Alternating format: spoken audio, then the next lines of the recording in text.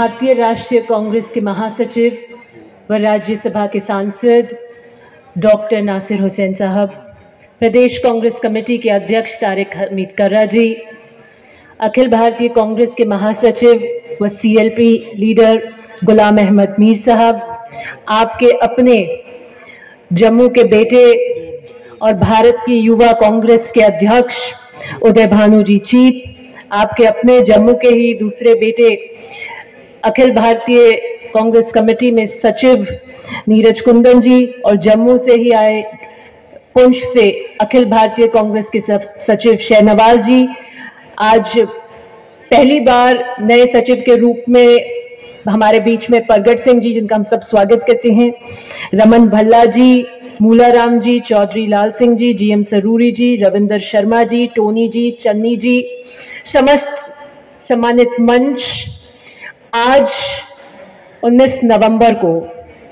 हम भारत की पूर्व प्रधानमंत्री श्रीमती इंदिरा गांधी जी को श्रद्धा सुमन अर्पित कर रहे हैं, और मुझे लगता है पूरे भारत के अंदर हर भारतवासी जो कांग्रेस की सोच के साथ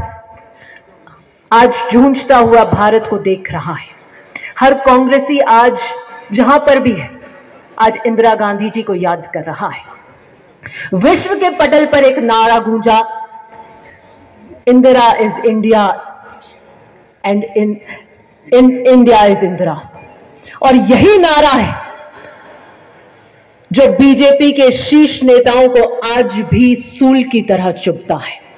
और यही नारा है जो बार बार जिसकी उत्पत्ति करता है कि हम कांग्रेस मुक्त भारत बनाने का सपना रचना चाहते हैं। आज देश के जो हालात हो रहे हैं,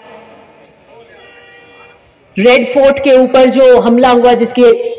बात कर रहे थे अभी मजीद वानी जी, पुलवामा में जो हुआ, पहलगाम में जो हुआ, अगर आम व्यक्ति के दुख और दर्द में अगर कोई खड़ा है, उस शख्सियत का नाम है तो नाम है आदरणीय श्री राहुल गांधी जी।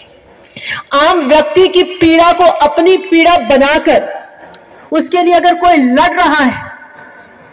तानाशाही सरकार के सामने आपके मुद्दों को लेकर अगर कोई खड़ा है, तो उस शख्सियत का नाम है आदरणीय राहुल गांधी जी।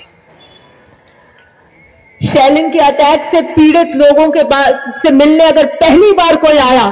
तो शख्सियत का नाम है आदरणीय राहुल गांधी जी। एक नेता का काम होता है कि दुख में, पीड़ा में जनता के दुख को अपना दुख मानकर उसके साथ खड़े रहना। लेकिन अफसोस, रेड फोर्ट के हमले के बाद जो सबसे चुभने वाली बात थी वो यह थी कि प्रधानमंत्री जी भूटान के दौरे पर निकल गए। देश के प्रधानमंत्री को जब भारत की जमीन रक्त रंजित हो रही हो, उस वक्त देशवासियों के साथ खड़ा रहना चाहिए। और सबसे ज्यादा भारत में अगर कोई धरती रक्त रंजित हुई है तो वो जम्मू कश्मीर की धरती, आपकी मिट्टी रक्त रंजित हुई है। भारत के शिखर पर एक मुकुट की तरह आप बैठे हैं, लेकिन जितने घाव आपके सीनों पे लगे हैं पीढ़ियों से, उसके ऊपर मरहम लगाने का काम अगर हमेशा कोई कर रहा है तो वो शख्सियत है इंदिरा गांधी जी और राहुल गांधी जी। और मैं मानती हूं कि कर्रा साहब ने और मीर साहब ने आज के 19 नवंबर के इस दिन को चुनते हुए, जुगल किशोर जी जो रियासी कटरा से अपने सब सरपंचगण और साथियों के साथ में आज जिन्होंने कांग्रेस ज्वाइन की, मजीद वानी जी ने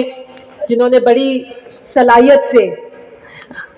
अपनी तकरीर पेश करी, सुभाष गुप्ता जी जिन हीरानगर के सब साथियों के साथ आज कांग्रेस के कुनबे को बढ़ाने का काम किया। मजीद वानी जी कह रहे थे कि सुबह का भूला शाम को घर आ जाए तो उसे भूला नहीं कहते। हमारे यहाँ कहावत है कि पैर पेट की तरफ ही मुड़ता है। तो आप किसी भी रास्ते से जाएं जिसके दिल में कांग्रेस बसती है, उसकी मंजिल हर रास्ते से तय होकर वापस कांग्रेस की ओर ही आती है।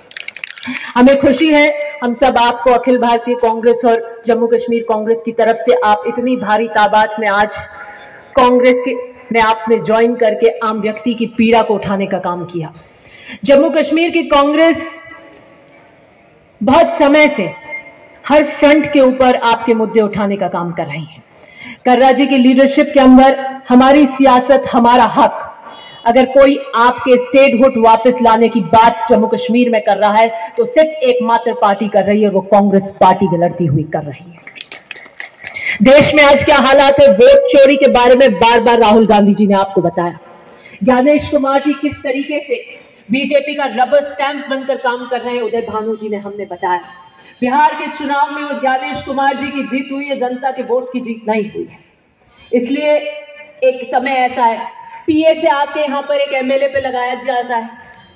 जैसा कानून एक पब्लिक रिप्रेजेंटेटिव के ऊपर लगाया जाता है। सोनम वांगचुक के अंदर लद्दाख में क्या किया जाता है, जेल में डाल दो, बेल नहीं होगी, आवाजों को दबाओ,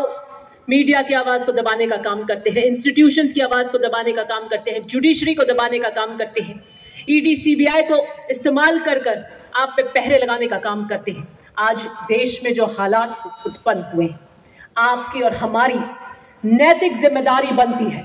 कि हम राहुल गांधी जी के साथ खड़े होकर कंधे से कंधा मिलाकर आम व्यक्ति की पीड़ा के लिए खड़े हुए।